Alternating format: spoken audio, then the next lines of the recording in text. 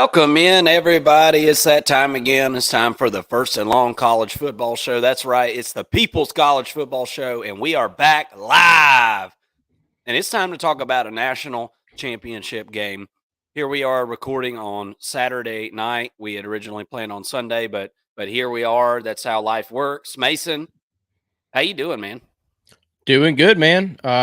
We got one more game to talk about, and How about that? it's bittersweet. It's the biggest game of the year. It seems like I I've never been more unsure about a game. Maybe not never. I don't want to say not never in a championship, but more than I have in recent years, right? Certainly this decade, and probably in the past 6 years or so. This seems like a very tough game to predict. Um, if you know the answer at home, please share it with us because I am stumped on who is going to win this game. But I'm ready to break it down with you and see kind of what your thoughts are, and help me make some sense of it because I don't know what's going on in this game. It seems like a very tough, close matchup. But I'm ready to break it down with you. Well, we've got a couple of different styles of teams here, and um, it, the old saying is styles make fights, isn't that right? Hmm. And I, as a college football fan and a spectator, I'm looking for a fight here. I want to see a good game above anything else, and I don't have any preconceived notions of whom I want to win this game. I don't. It doesn't really matter to me who wins it, but I will say this: I've been on the Washington train all year, and Washington has been one of the funnest teams in the country to watch over the last, couple of seasons. They've lost 2 games in the last couple of years, lost 2 games since Kalen DeBoer has been the head coach there. So we've had a very limited amount of failures to really see from this Washington program. And then on the other hand of that, you've got a Michigan program that it was just a couple years ago, Mason, that we were saying if this guy don't beat that team up north or down south or whatever the hell, there's going to be trouble. He's going to have to find a new job. He's going to have to get the hell out of Michigan. They got to beat Ohio State. And then all of a sudden last year, or the last couple of years, they've gotten over that hump. What is it, 3 years in a row they beat Ohio State now? Um, it- and it was so backwards and one-sided up until that point. So we've seen what failures Michigan has gone through. Everybody knows the turmoil that's going on this year. I mean, it's been tumultuous. Mhm. That's I mean, it really, really has. Um, but they think they're America's team and they think they've got what it takes. So why don't you go ahead and take us into Washington and let's kind of go through the keys to victory for Washington. How does this offense succeed against this? I mean, it really is a matchup of an unstoppable force meeting an immovable object, isn't it? It really is. I think that Washington's offense versus Michigan's defense is the matchup that we are so itching to watch, Yeah. right? More so than the other side of the football. I think that the other side of the football could decide the game, when we see Michigan's offense versus Washington's defense. But the Michigan's defense versus Washington's offense is the strength on strength. That's what we really, as college football fans, are really excited to see.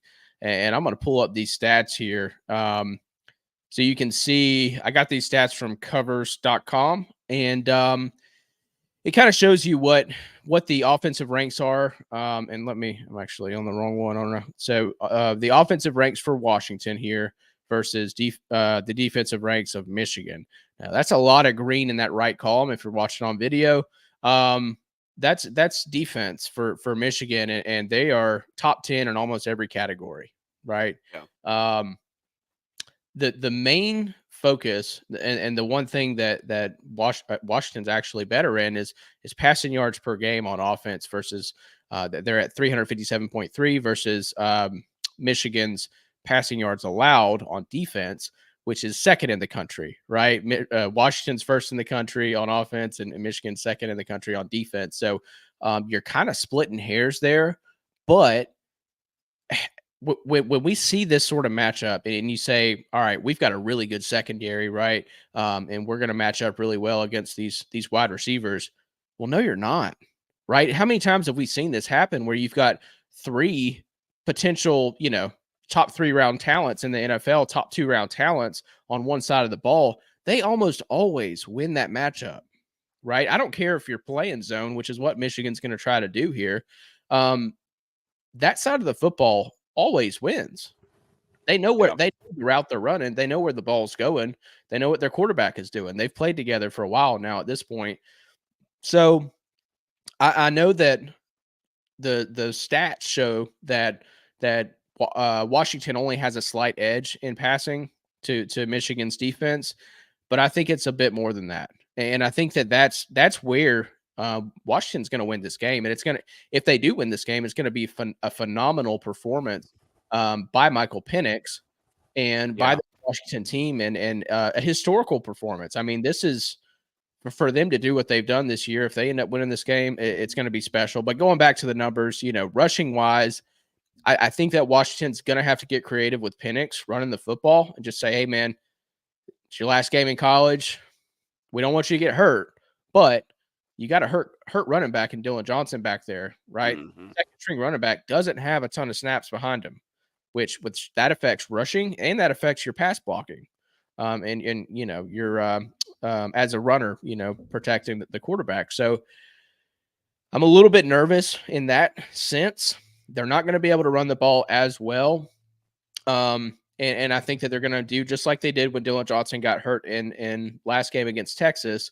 And they're going to run Penix a little bit more and get creative. And he's got the legs to do it. We've seen him evading pass rushes all season long. And we just haven't seen him do it across the line of scrimmage. He usually finds an open receiver, and he'll have more trouble than he's had all season long, I think, to find open receivers, because Michigan, I mean, they do a great job. They play a lot of zone. They've got the guys in the backfield to do it. But at the end of the day, I like those three receivers to get the job done for Washington.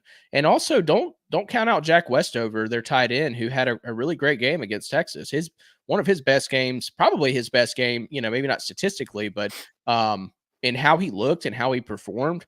I thought he had a really good game, and I think that he'll be another important role in this game, because it's possible to play zone and cover three guys, especially as deep threats, but you're leaving someone underneath if you're doing that. You can't cover four receivers playing zone, like not realistically, not consistently at least. So I think that you could see him having some success, and then probably Polk or McMillan, one of the two, also being sort of that catalyst there. But at the end of the day, I do give Washington's offense the edge in this matchup against Michigan's defense, not because their 11 are better than Michigan's 11. I don't necessarily believe that, but like you said, starting off the program, styles make fights. And I think that Washington knows their identity more, and they're more efficient at it, and they have the right players in the right position. What say you, man? Well, I agree with a lot of the things that you were saying, and sticking to, without going into the Michigan defense, because we'll get to that in a minute, but this Washington offense, I think a key to victory is to figure out a way to run the football. You've got to figure out a way to run the football in some sort of way and be effective doing that, because I think that this, and I said I don't want to get too far into the Michigan defense because we're going to talk about them, but I think that in this situation as a Michigan defense, you've got to kind of dare Washington to run the football. I think that that's kind of a goal as a unit. And on the other hand of that, Washington is, I think they're going to get a lot of good fronts to run against. I think that they're going to be given a lot of fronts to run against. Are those offensive guards going to be able to create space and get to a second level and get a second level block on a pull? That's really what I'm interested in, because I don't think Michigan's stacking the line of scrimmage against this offense. That's not, I don't think that's a recipe for success. You bring guys. Michael Penix is so damn good at throwing behind a blitz. He recognizes the blitz immediately.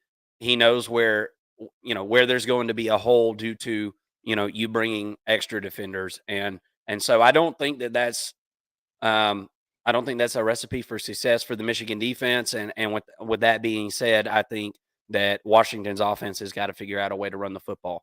Now, we talked about the running back, okay, and he was just really he was really just getting going. Dylan Johnson, if you don't know, was a transfer running back from Mississippi State last season, and he really, really started to leave his mark on this offense later in the season. And now he's hurt. I guess the scans have come back negative, is from what I understand, and the mystery just kind of has to wait until game time. But from the what I'm reading from that situation and from what I saw in that game, I don't know, man. That looked like a pretty rough injury to me. Yeah, no way that he's 80% even. Yeah. So with that being said, somebody's got to step up, man. It's next man up. I mean, this is the 15th game of the year. Everybody's got players that are hurt, and so somebody's got to step up and help run the ball effectively. As far as the rest of this offense goes, this offensive line is really good, and Michael Penix really complements them well in the fact that he can move around the pocket, dude. He is elusive as shit around the Yeah. pocket. I mean, he is just slimy as hell. Cannot get him down. Can't get your hand on him. I mean, Texas in the Sugar Bowl, I thought did a good job of shedding blocks and creating a little bit of pressure, but it was just too late. Penix was just, I mean, he was one step ahead the whole time. Texas recorded 0 sacks. So Washington's got to repeat that. They've got to rinse, lather, repeat. They got to do that again.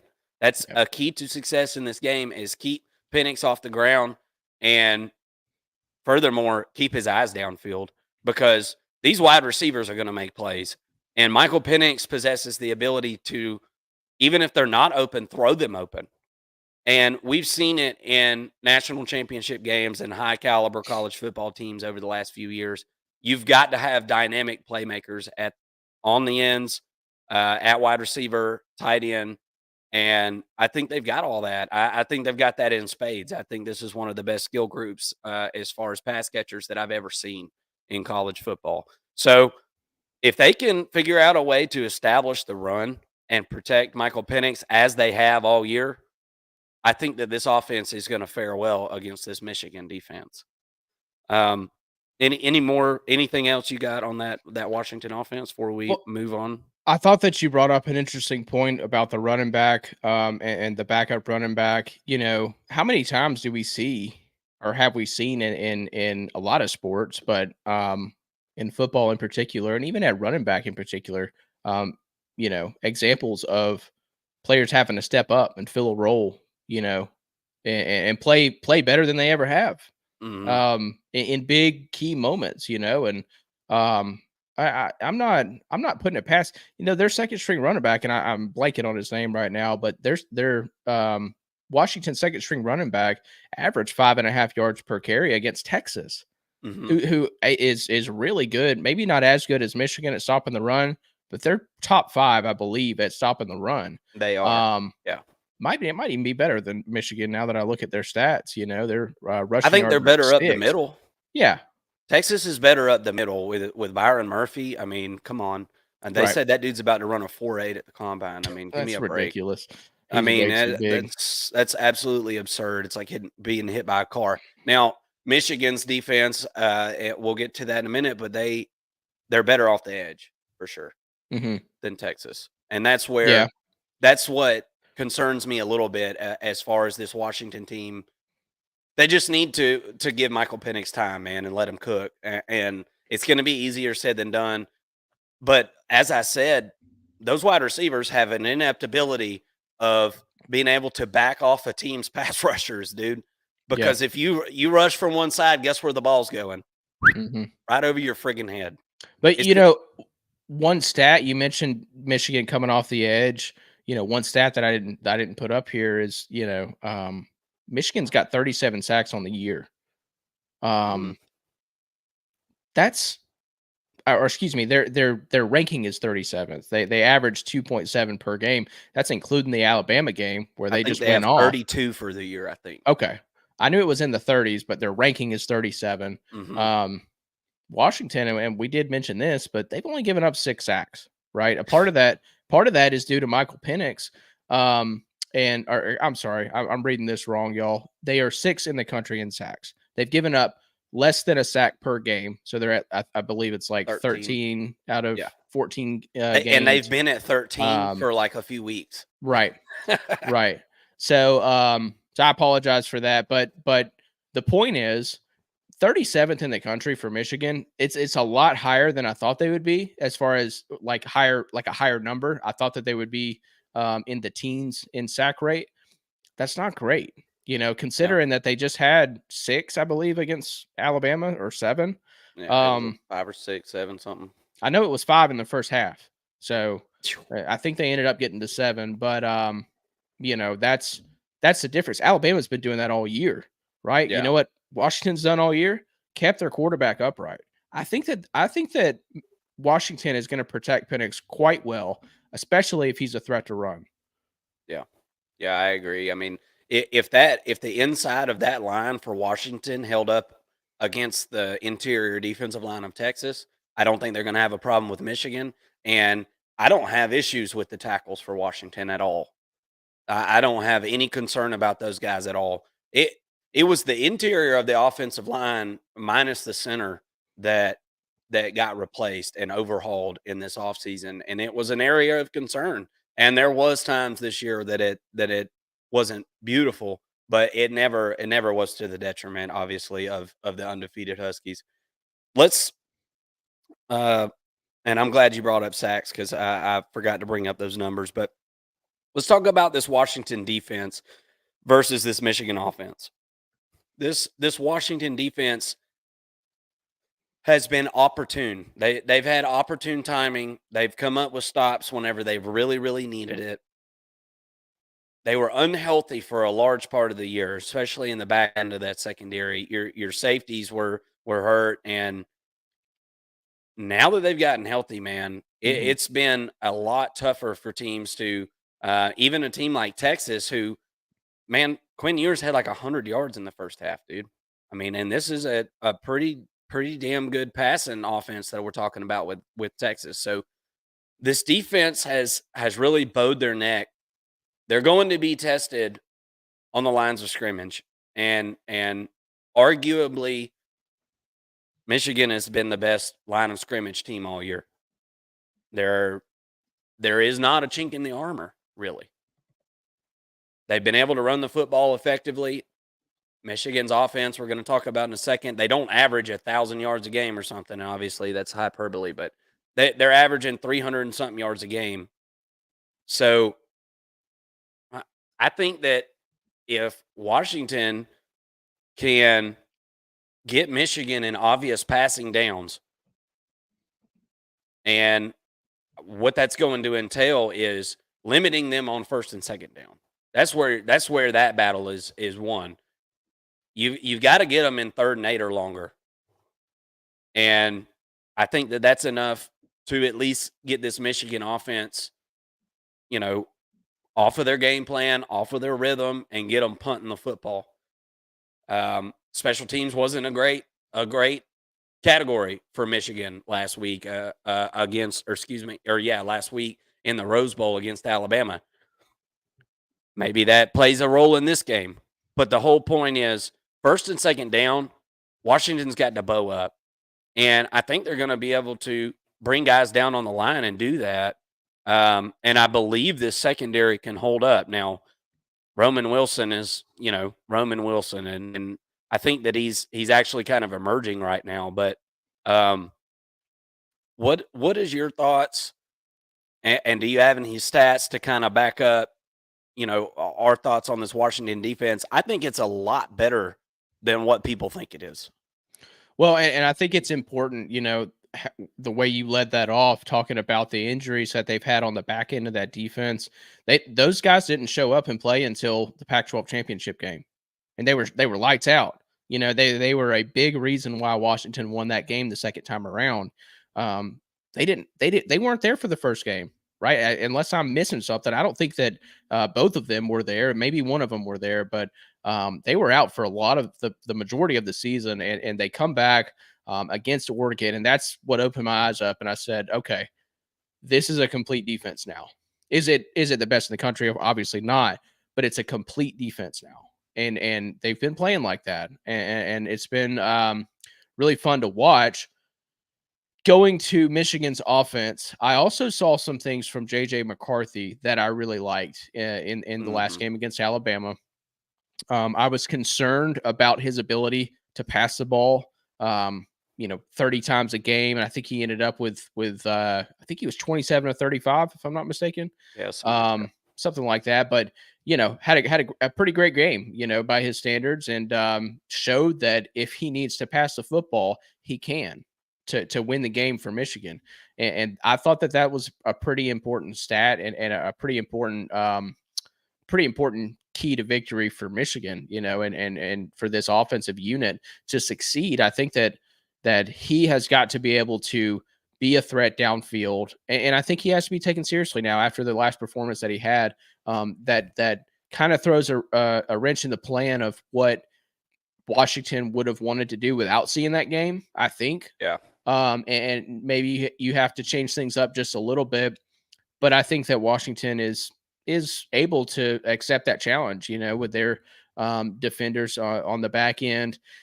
That you still look at Michigan's pass catchers, and I like Morgan a lot, the true freshman. He's dynamic. I like what he brings, and I like Roman Wilson a lot. And also Loveland, the tight end. I think that he does a pretty good job.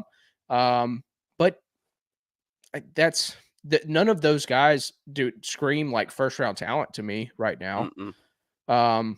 So I think it's manageable by this Washington secondary, who I keep seeing people talking about how there's no way that they on the back end are able to cover Michigan and slow down the Michigan offense, but they're basing it off of stats from the entire season, not stats with their starters in. If you focus on those stats, they'll do a pretty good job of defending the passing attack. Now Yeah. moving to the rushing attack for Michigan. Um, Michigan isn't great efficiency wise when it comes to rushing the football. They're averaging less than 160 yards per game, and actually Washington, based on these stats on screen right here, they match up favorably. I honestly thought that Michigan would have an advantage when it comes to running the football, but based on these statistics, Washington does a pretty good job of limiting that. And Michigan is pretty average when it comes to rushing the football. I think that when you see Blake Corum, and due to the lack of weapons that they have on the outside, you see him with a lot of swing passes, and you sort of equate that when you're watching the football game to running the football, but he's actually catching balls out of the backfield. So maybe that changes the dynamic of the rushing yards. But they also, when they go to Blake Corum, a lot of his attempts come on like almost forcing him to run. Like even if it's not there, they're like, hey, it'll come. Like we're still gonna give him the football. Him Mm-hmm. and Donovan Edwards both, who I think Edwards has had a pretty lackluster performance by his own standards, but Yeah, pretty rough year. yeah, for him this year. But they haven't really given up on him either in some ways. And they certainly don't give up on Blake Corum. They just try to get that guy the football because he's just, he makes plays. With enough attempts, he's probably gonna hurt you and gash you for some yards. But yeah, I think that Washington's defense matches up pretty favorably, a lot better than what some of the national media is telling us, and how Michigan is just such a better team that they should dominate and cover in this game. Um, I know that I'm giving you more examples for Washington to win this game than Michigan to win. I so I do want to say that I think that Michigan obviously has a clear chance to win the game. They're favored in the game for a reason. But the way that Washington is set up, I think that a lot of people are missing the what Washington has been able to do. and a lot of people are going in doubting them, again this year. And I don't want to be one of those guys who doubts Washington again, and is which I didn't last week, but I did against Oregon both times, and that they have bit me a few times at least. And I think that they have a really good shot to win this game. Well, and I think it's fair also to say that Washington has played a lot better offenses than what Michigan has played this year. I mean, can we honestly say that? I mean, the Big Ten, let's be real. The Big Ten West, there wasn't a team in that whole side of the division this year that averaged over 25 points for the year. Yeah. Not one team, not one. I mean, so for God's sakes, Michigan played Iowa in the conference championship game. I mean, that's like a big strike on your resume as far as playing a team that has an offense. I mean, my God, that you talk about no offense. I mean, we could play receiver. You and right. we could train for a year and go play for receiver for Iowa. I mean, it's that bad. And if you really look at it, if you look at their season, what were the two big games that Michigan played? Penn State and Ohio State. Where's their offense at? Right. Yeah. I mean, Maryland was the best offense that they faced all year. And Maryland threw for almost 300 yards on this defense. Right. And they're nowhere near what Washington is. We're trying to tell y'all folks, it's about the matchups in these games. Yeah. And Washington is a matchup problem for almost everybody. Like literally everybody. Like when you have that many stud wide receivers, not to hijack your point, Mark, but it's tough to match up with a team like that, and it's been that way for the past 5 or 10 years. Yeah, I mean, we've seen a new age of college football. I mean, we watched Nick Saban bring this element of college football in a few years ago, and I mean, just tore people up with it. I mean, you talk about the 2020 Alabama offense. I mean, just absolutely high flying. We saw LSU in 2019. We've seen, Ohio State over that time have some teams like that. So, look, when you've got game breakers at wide receiver, they can be exactly that in a game like this. They can break this. They can just break it wide open, man. Let's kind of move on and let's flip over to the Michigan side of things, and let's talk about some keys to victory for the Michigan Wolverines, because this team, I think that there is less things that need to happen correctly for Michigan to win this game, if that makes any sense. I think that Washington needs several things to fall in their favor. I think Michigan just needs to play Michigan football. You can't turn the football over, okay?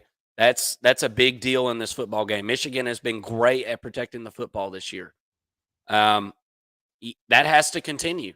That absolutely has to continue, because if you give extra possessions to this Washington offense, they're going to burn your ass. It's going to happen. It is absolutely going to happen. So, excuse me, I think the game plan for this Michigan offense is really, really clear. Let's use our Heisman finalist running back, and let's batter these guys to death at the line of scrimmage, and let's lean on them, and let's play field position, and let's trust our defense. Now, that's a scary thought a little bit, in the fact that you got to go trust your defense against this really good offense. And if you stall out too many times, like I said, you give them a lot of opportunities to score, and they will do it. But for Michigan, it's obviously going to be the inverse of what I thought the keys to victory were for Washington's defense in this game. You've got to be really good on first and second down, because I don't think that you want this game constantly relying on J.J. McCarthy on third and long. I don't think that's what you want, right? I think that's pretty obvious to say, but you want third and short with this team, because in short yardage situations, they're really, really, really good. And I think they have a very clear matchup advantage over Washington in those short yardage situations, just due to the line of scrimmage. Yeah, I agree. And not to mention, I feel like Washington is a way better team. And this is just my eyes saying this, okay? I'm not following any stats here necessarily, but I feel like this Washington team, a strength of theirs is putting pressure on the quarterback in obvious passing situations. Whenever they get in those obvious passing situations, it just seems like somebody steps up, and even if they don't sack the quarterback, they're in the vicinity. They get their eyes off of downfield, and it makes a big difference. So as I said, keys to victory for Michigan in this one, you've got to lean on this Washington defense, and you've got to win those matchups. Mm-hmm. Washington is going to crowd the line of scrimmage, dude. Yeah, that's what they're going to do, and they're going to dare you to throw it because here's the deal. And this is kind of what I'm thinking. Kalen DeBoer has got to be thinking this as well. One of the worst things that Washington's defense could do is limit this Michigan offense to 3 yards every play. And what I mean by that is if they grind them into dust, they're certainly going to lose the game. They're going to run the clock. If they don't turn it over, they're going to run that clock. They're going to get first downs, and they're going to score, and they're going to win this game 27-21 or whatever. That's what's going to happen. But if Washington steps up and challenges this Michigan offense and causes them to throw it down the field, even if you're completing it for a touchdown, well, guess what? Now you got to give the ball back to Washington's offense. Mm-hmm. You know, and Washington would love nothing more than a track meet, dude. Yes. They would love nothing Washington more wants 10 or more possessions in this game. Absolutely. Absolutely. And if it means allowing a big play, I think they're okay with that. So with that being said, Michigan needs to play this game on their own terms. They're really, really good at that. They made Alabama play their game on their terms. You can't get into a track meet with this team, man. This Michigan team ain't built for a track meet. Mm-hmm. You've got to be successful on first and second down. Give yourself an option on third down. And I think that this Michigan offense will be successful that way. What do you think about this Michigan offense versus the Washington defense? That's, and that's interesting. Statistically, and a point that I made just a minute ago is that Washington should be better than Michigan against the run, and it's kind of odd because you think that Michigan is going to dominate on the ground, and they certainly might. I'm not saying that they won't, but statistically, Washington's done a better job of stopping the run than Michigan has done of actually running the football. But if you look at last week's game, Washington gave up 180 rushing yards against Texas. Mm-hmm. That's a pretty significant amount. Now, is Michigan on par with what Texas does running the football? Probably. I think that Michigan has a better offensive line. Mm-hmm. But and then that's where I think that Michigan is gonna have to win this ball game. If they win, it's gonna be because of their offensive line, the physicality that they bring. But I also know on Washington, I'm going to butcher his name, but Olu Foshio is going to have something to say about that. Really, all three linebackers, Bruner, Hampton, and also Braylon Trice. I mean, he had a phenomenal game last week. He's a badass off the edge, and in run stopping and in pass rushing. So can Michigan answer that test? Right. That's the matchup that I think Michigan is going to have to win if they're going to win this football game, and they're more than skilled to do it. Like, these are Joe Moore finalists every single year. This is, in the past 5 years, the best offensive line, unit that college football has seen. Now, the past 5 years of college football linemen aren't playing in this game, but again, they're very talented and they're capable of winning up front. But that's the matchup I'm watching for Michigan, specifically on offense, to be able to win this game and run the football effectively, to your point. Yeah, absolutely. We got a couple of comments on the channel here. Flick of the switch. We'll read these real quick as we're going through. Looking forward to this game. We've been doubted all year. I wouldn't have it any other way. This got to be I don't know. Is that a Washington or a Michigan fan? Because both teams have been doubted, but in Mhm. different ways. Definitely in different ways. And if you're watching right now, thank you so much for doing so. We sure do appreciate you, and we hope that you'll subscribe. And Flick of the Switch says howdy, fellas, and he's a UW fan. Well, hey man, look, I've been on the Washington train since the beginning of the year. I was one of the few people that we saw that predicted in the preseason Washington going to the playoffs, and I'm super proud of that. Naturally, right? Because I mean that was just a really good call. And It was a lucky guess. Come Me on. and Greg McElroy were about as high on Washington as you could get, but that little bitch could not have predicted it, and your boy here did. So, Yeah. look, go Huskies! I am super excited for the Huskies, man. I'm a big college football fan anyway, but the Huskies have had my attention the last couple of years, and Yeah. I may or may not have a Washington Huskies shirt on the way in the mail. So There you yeah, go. go Huskies. Good luck to Michigan. I'd rather see Washington win the game, but that's just me. That's just me. Ha Thank you have so you much for have watching. you seen the map of America and who wants Washington to win and who wants Michigan to Well, win? Jim And it's Harbaugh like, told us that Michigan is America's team. So well, what was he right? it's the team that America is voting against because every state was purple except for Michigan. The state of Michigan was the only blue state. So Yeah. I think that that says it all. And I mean, as I've kind of pulled around people I'm talking to and whatnot, that seems to be about right because Yeah. everybody kind of just wants everybody wants the underdog to win anyways, Well, and and if you this is a cheat, Cinderella story. Michigan's been here. This is the third year in a row they've been in the playoff, which is a great job, and they haven't won it yet. But Washington is certainly the Cinderella team this year. well, look here. This is America. We don't like cheaters, and if you do cheat, we need not hear about it because Yeah, then we're not going to like it. We will like winners. We love winners. Okay.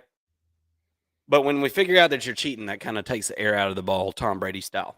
that's right. Um, so let's kind of wrap up on this. And again, I want to tell everybody thank you and hit the like button for us, man. That helps our show out so much. And you guys have been so supportive. We're almost to 500 subs. So if you haven't subbed, hit that and follow Flick of the Switch here. He said he subbed. So thank you so much for that. Let's talk about this Michigan defense versus this Washington offense. We said it earlier. I don't know that there is a secondary in America that is about to lock up this Washington receiving core.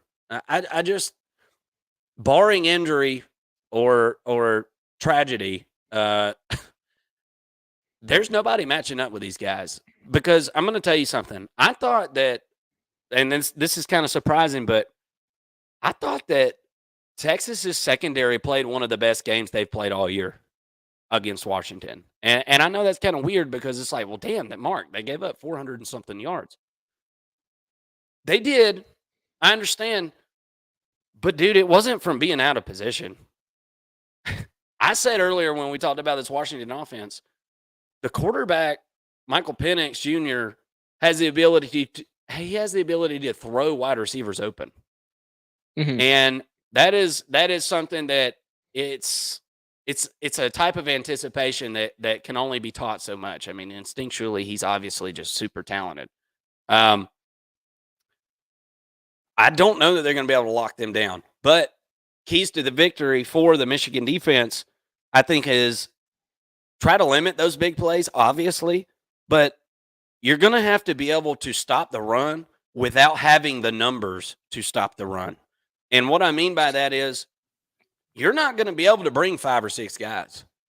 Because if you do, you will get burned. And I understand there's going to be points in the game where it's like, okay, it's 3rd and 10. We're bringing extra help. Okay, do it at your own discretion because Michael Penix is very good. You're not the first one to have the thought that we need to get after Michael Penix. Okay. Mhm. We're 14. We're about to be 15 games into the year. Everybody's tried that. Okay. And it's really tough to get home on this guy, even when you do blitz. But as going back to the run game for Washington, you're going to have to be able to stop that without bringing any extra help. And so that means you're going to have to go one-on-one, get off a tackle, and tackle somebody. And for Michigan's defense, I think that is a key to the victory in this one, because if they can sit back and have the adequate amount of numbers in that secondary and not be relying on somebody to get to the quarterback, as long as they're not having to cover for an unmanageable amount of time, I think that I think that they could be possibly successful slowing down this Washington offense some if they can limit that run game. And by limit, I think you need to hold them under 75 yards for Michigan in this situation. What's your thoughts on the Michigan defense matching up with this high flying, high powered Washington offense? It's again, as we said in the beginning, it really is an unstoppable force meeting an immovable object. Yeah, it is, and I'll throw these stats back up one more time to as I'm going through this. But look, I mean, Michigan is top 10 in every defensive category that matters for the most part. And Washington is sort of, I think in this game it's fair to say that they're very limited with the their rushing attack, with Dylan Johnson being limited. And they're kind of a one-trick pony in this game, right? If they're not able to successfully run Michael Penix because of they're hamstringed with the injury at running back. It is what it is.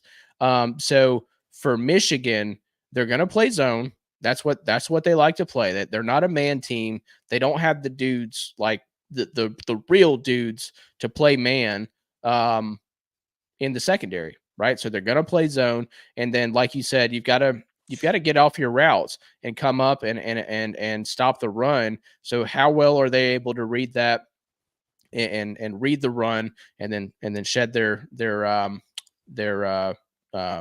whoever they're defending and go up and stop the run? I think that's a big key.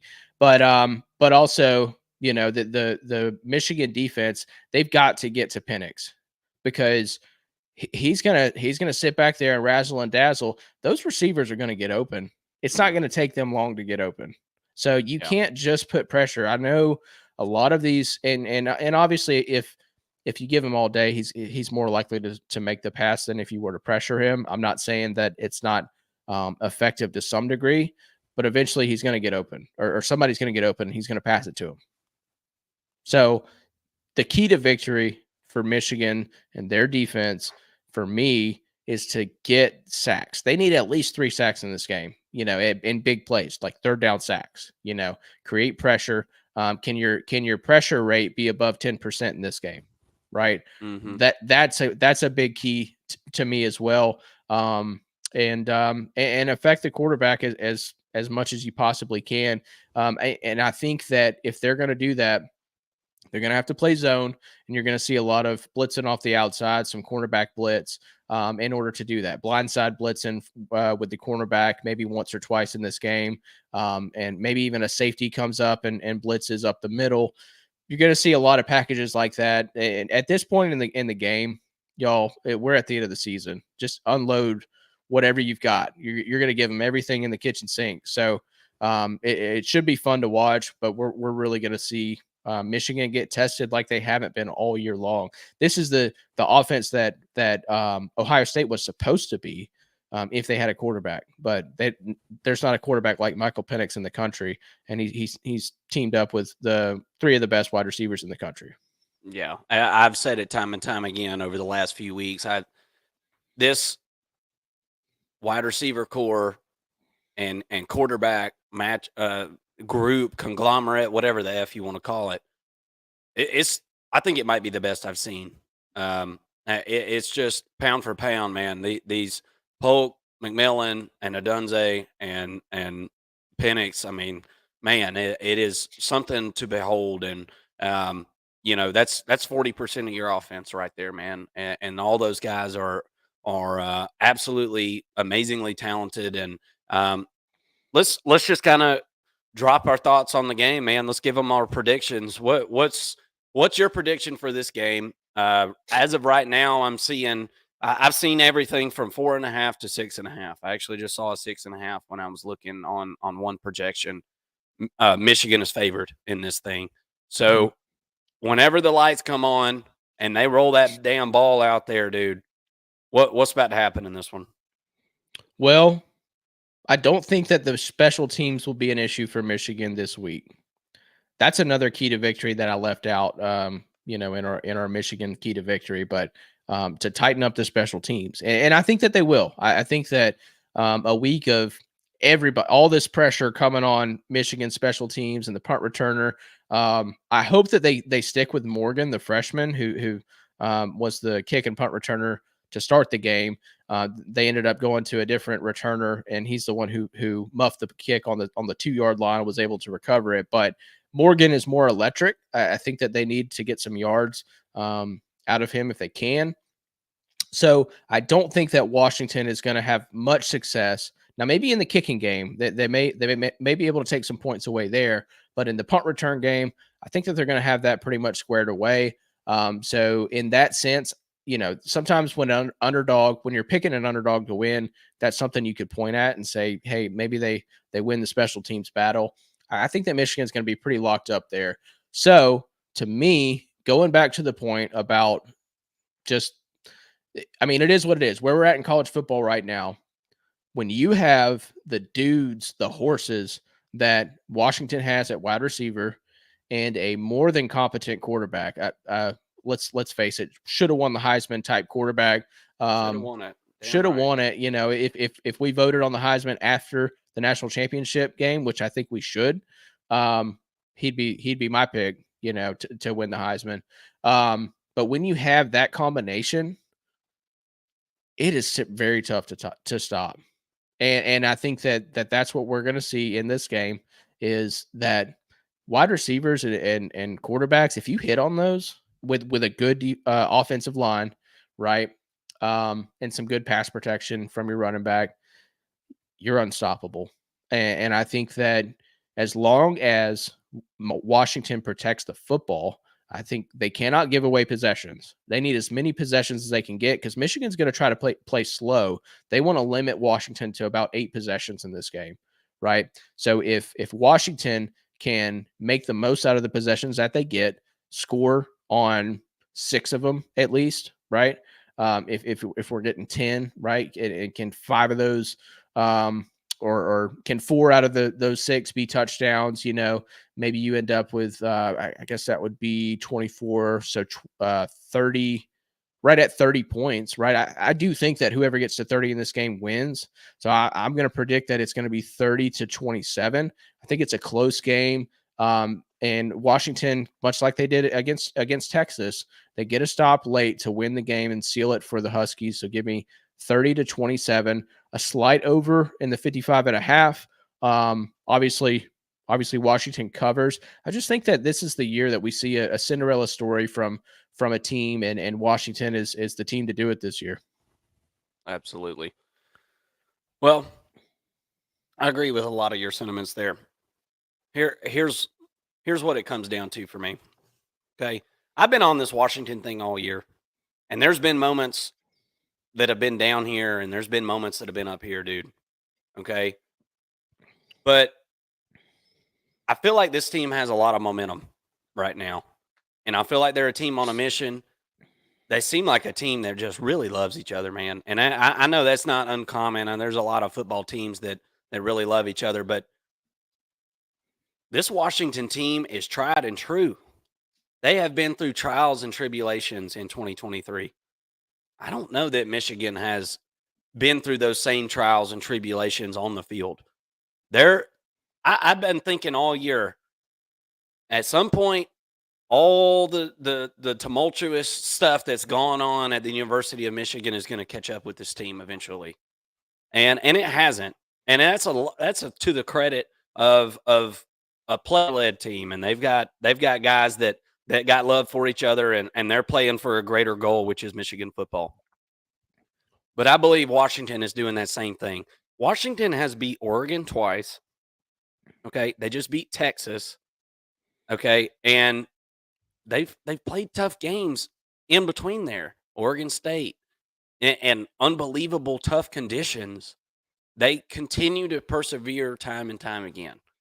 And Michigan has had a way easier path here, dude. Way easier. They've just beat one of the worst Alabama teams we've seen in a while. I mean, let's just be real. That Alabama team has given up over 50 sacks this year. Okay. They don't have an air attack. Okay. That was one of the worst Alabama teams we've seen in a while. It's one of the worst Ohio State teams we've seen in a while. It's a Penn State team that just got the ever living Jesus blown out of their buttholes by Ole Miss. Okay. And all the Penn State fans can cry all they want to about who sat out or whatnot, but it wasn't offensive guys sitting out. Okay. And you didn't score on an Ole Miss defense that wasn't good. I don't think that this Michigan team is nearly as tried and been through the path that this Washington team has been through.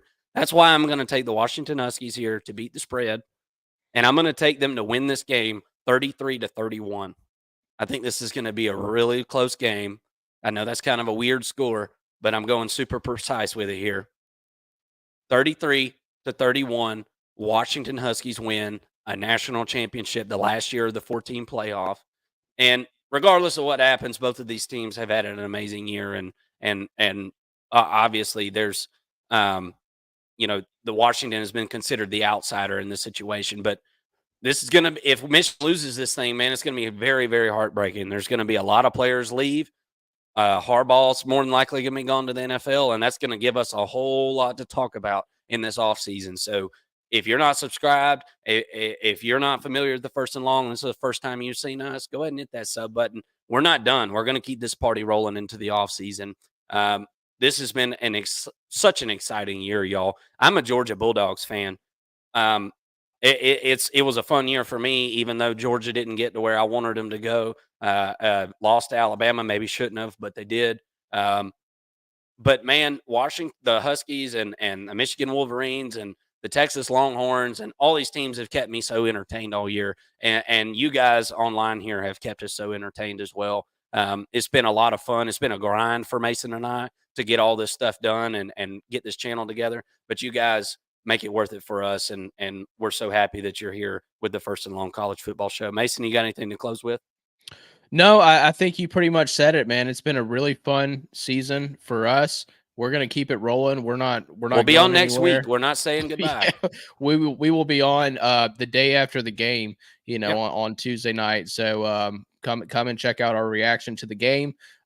We hope for the Husky fans that are watching today that your team gets a W, and you guys will come back and join us. Just hit that subscribe and that notification button, and you'll see us come back on and get our reactions. So we appreciate y'all watching, and thanks so much, and we'll catch y'all during the off season. Signing out for First and Long College Football Show. This is Marcus and Mason. Everybody have a great night. Good luck to the Huskies. Good luck to the Wolverines.